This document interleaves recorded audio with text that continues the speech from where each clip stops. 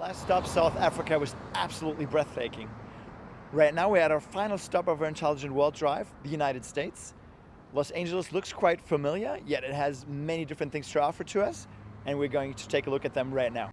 Los Angeles is a big metropolitan area that we deliberately chose, just like we chose Shanghai as one huge big city in Asia or in China. Here in LA it's much different. The area of the city is spread out quite a lot. Living density is not as high, and for public transport that's a challenge because it doesn't really make sense to go to areas where there's not a lot of people getting on and off a subway, for example.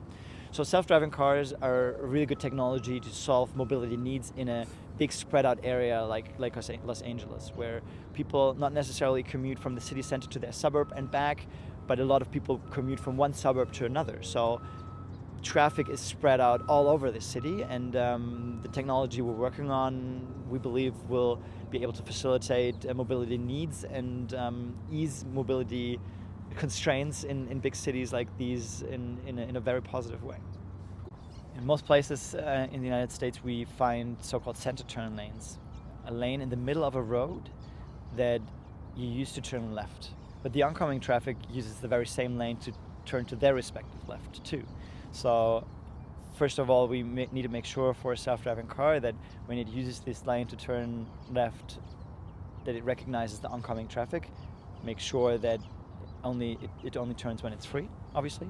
And the second thing is, if another car uses that very same lane, how to deal with an oncoming car in your lane, and to plan the trajectory, which car is going where.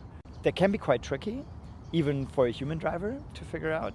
But we're in a really good way, and with all the measurements that we're doing over here, we're very confident that our system will be able to handle that situation in the near future. Stop signs are not uncommon in traffic. Everybody has come across a stop sign at one point or another.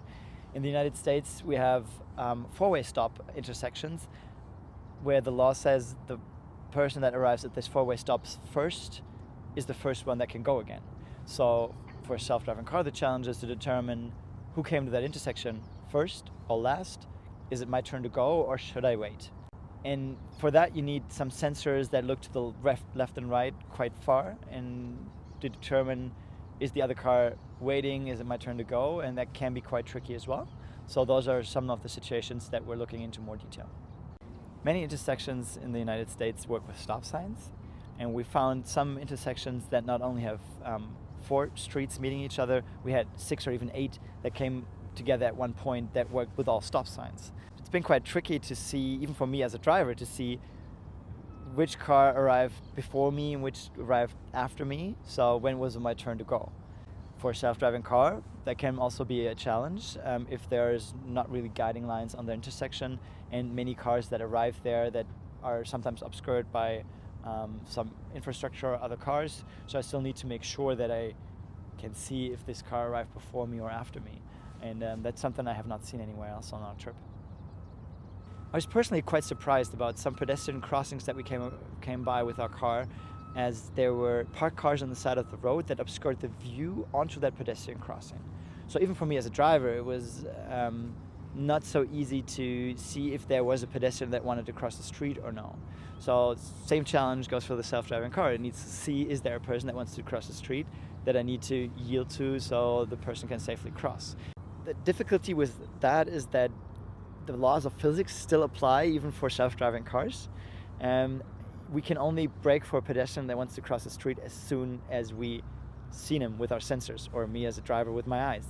And when there's a car parked that's obscuring the view, then this might be a potentially dangerous situation. So we really need to make sure with our sensors that we are able to pick up a pedestrian that wants to cross as early as possible, even though there's a parked car. And with modern radar and camera technology, well, we cannot fool the laws of physics, but we can make sure that we get the earliest and best recognition of a potential situation that can be dangerous in the end. Each country in the Intelligent World Drive had different infrastructure and different technical things that we needed to apply for further developing our driver assistance systems. But the one thing that struck me the most was the different drive styles of the people. I really did not expect that could be such a big variation between them. On a personal note, what I've learned and what I will treasure for a very long time is the deep dive inside view to the development process of a self-driving car. That's something probably not many people get the chance to, so I'm very thankful for that.